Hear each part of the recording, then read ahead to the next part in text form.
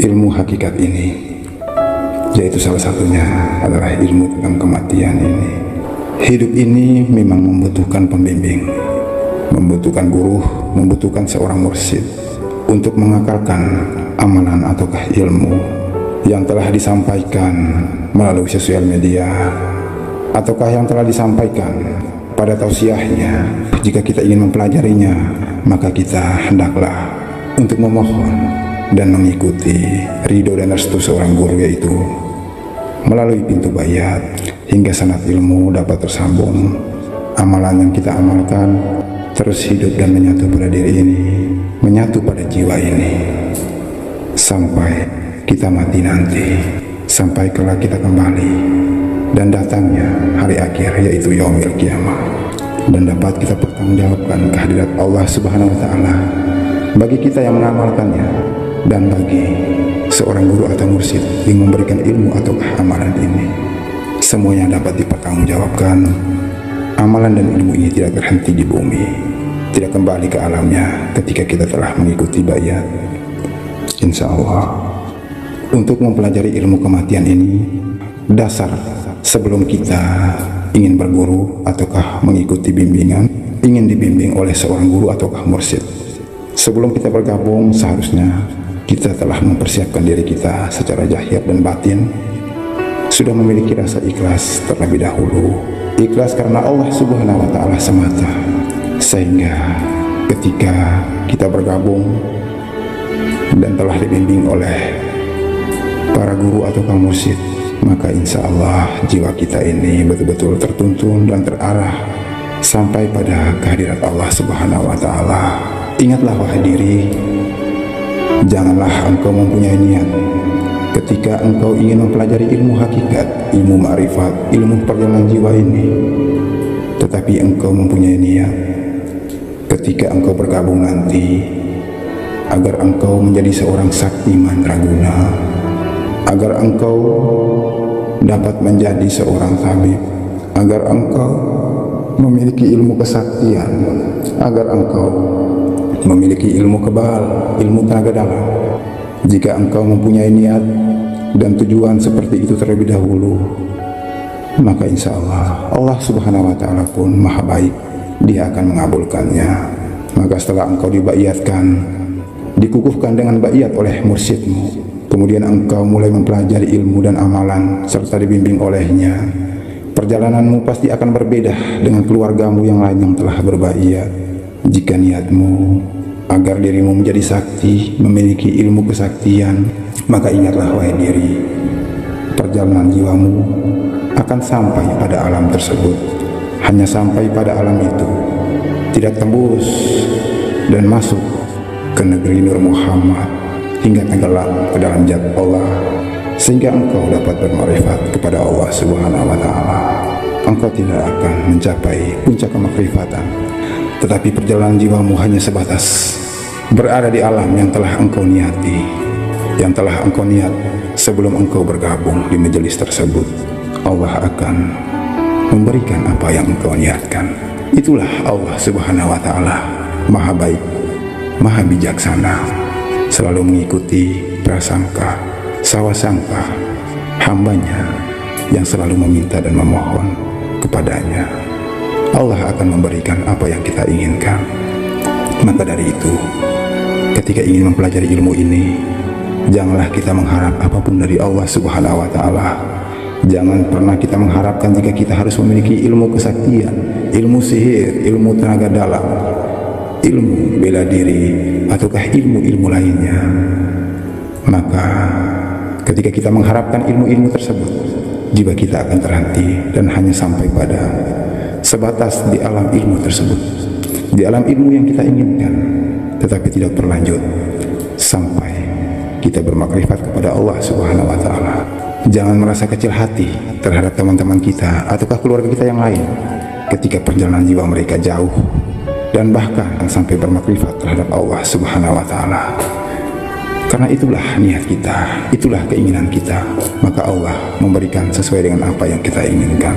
Ketika hambamu ini salah melangkah, salah meniatkan, dan salah menjahirkan untuk mendekatkan diri kepadamu ya Rabb, Maka berilah teguran kepada hati hamba, berilah bimbingan kepada diri ini, agar hamba dapat meluruskan kembali apa yang menjadi niat hamba untuk menuju ke hadirat-Mu ya Rabb, menuju ke hadirat-Mu, ke singgasana-Mu, ke tempat-Mu, agar hamba dapat mesrah bersama, mencapai tujuan hamba, mengenal hakikat diri ini, sehingga hamba dapat tahu siapa diri ini sebenarnya melalui bimbingan dan tuntunan-Mu ya Rabb.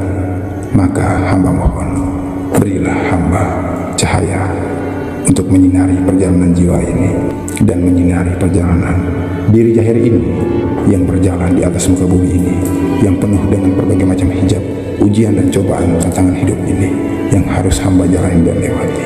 Hanya karena-Mu ya Rabb, hanya atas izin dan ridho-Mu ya Rabb. Insya Allah hamba yakin jika Engkau maha baik, Engkau maha penuntun diri ini. Amin ya Rabbal Alamin. Ada juga yang para salik yang sering merasakan di saat mereka bertafakur, sering terjadi ada detakan pada kening mereka, pada dahi mereka.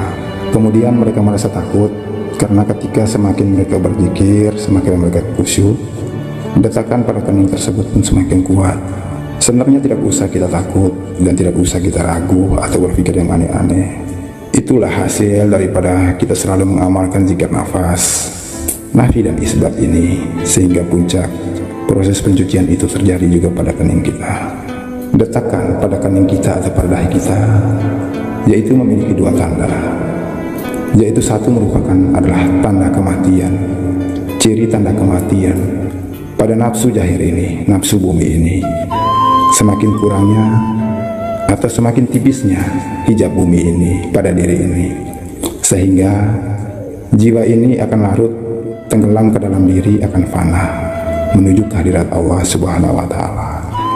Kemudian yang kedua adalah pencucian pada dinding kolbi ini, dinding hati ini, sehingga terpancarlah cahaya dari kolbi ini menembus sampai ke kening kita ataukah ke dahi kita. Terjadi pencucian pada mata batin kita, insya Allah melalui pancaran cahaya dari negeri rasa ini, sehingga dia membias dan tampak pada kening kita.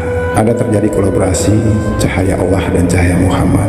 Ketika kedua cahaya tersebut telah menyatu, maka terbukalah tirai gaib ini, terbukalah dinding hijab ini, sehingga kita dapat menyaksikan perjalanan jiwa yang berjalan di dalam tubuh kita sendiri, dari alam satu menuju ke alam yang lain. Karena semua alam yang telah Allah ciptakan di luar diri ini, semuanya ada di dalam diri kita. Lautan, langit, bumi, dan seluruh alam, seluruh makhluk ciptaan Allah Subhanahu wa Ta'ala, semuanya ada di dalam tubuh ini. Ketika Allah telah membuka tirai hijab sehingga kita menyaksikannya, yang kita saksikan itu bukanlah ada di luar diri, tetapi semuanya itu berada di dalam diri. Itulah kita dapat melihatnya melalui pancaran cahaya dari kolbi ini, bagaikan cermin, pantulan cahaya yang membias, sehingga kita dapat melihat dan disaksikan oleh diri Jahir ini. Karena cahaya Muhammad, Nur Muhammad telah membias dan meliputi Jahir ini, terjadilah pencucian mata batin, mata Jahir, sehingga jasad pun dapat menyaksikan perjalanan jiwa tersebut. Insya Allah, amin ya Rabbal Alamin. Janganlah panik ataukah merasa apakah detakan ini berhenti ataukah tidak.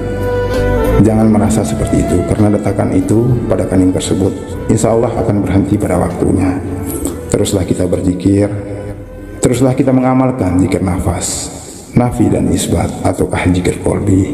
Kemudian kita memperhatikan indera Jahir ini, kedua mata, telinga, hidung, mulut, kaki, tangan, dubur serta kemaluan. Semoga Allah merahmati kita, meridhoi dan selalu melindungi diri Jahir ini, agar ruh rabani yang pada diri ini, jiwa yang telah bercahaya ini selalu hidup, selalu aktif, dan membimbing diri Jahir ini agar selalu berjalan di jalan yang telah diridhoi Allah Subhanahu wa Ta'ala, yang telah dituntun oleh Allah Subhanahu wa Ta'ala. Sebenarnya kedua-duanya ini harus berjalan seimbang, Jahir dan batin, karena tanpa syariat pun hakikat ini pun tidak sempurna. Kemudian tanpa hakikat pun syariat ini tidak akan sempurna. Kita mengamalkan syariat ini pun tidak akan sempurna jika kita tidak tenggelam ke lautan hakikat. Begitupun juga dengan sebaliknya. Sehingga Rasulullah SAW setelah dia bermakrifat kepada Allah Subhanahu wa Ta'ala, dia kembali turun ke bumi, mendapatkan perintah sholat 5 waktu, menjalankan syariat ini hingga sempurna. Syariat memang adalah dasar pondasi, awal pondasi kita untuk jiwa ini mi'raj menuju kehadirat Allah Subhanahu wa Ta'ala. Tetapi ketika jiwa telah bermakrifat, kita telah bermakrifat kepada Allah Subhanahu wa Ta'ala dan telah kembali, maka syariat inilah penyempurna perjalanan jiwa itu. Syariat inilah yang akan menyempurna perjalanan jiwa kita, mi'raj kita yang telah kita lakukan. Maka hakikatnya setelah kita kembali, syariat ini menjadi posisi yang sangat tinggi, makom yang sangat tinggi, yaitu adalah makom takwa, menjalankan semua perintah Allah dan menjauhkan segala larangannya. Insya Allah, amin ya rabbal alamin. Semoga bermanfaat untuk kita jadikan sebagai dorongan dan motivasi untuk kita bersama dalam menempuh perjalanan jiwa kita, zahir kita yang begitu penuh dengan hijab, begitu penuh dengan tantangan di atas muka bumi ini. Semoga Allah Subhanahu wa Ta'ala memberikan kita kesabaran, ketabahan dalam menjalani ini semua, dan memberi getaran pada hati ini agar kita selalu semangat untuk terus menempah diri ini hingga mencapai tujuan kita, yaitu bermakrifat kepadanya, Allah Subhanahu wa Ta'ala. Insya Allah, amin ya rabbal alamin. Dari hamba Allah yang fakir. Assalamualaikum warahmatullahi wabarakatuh.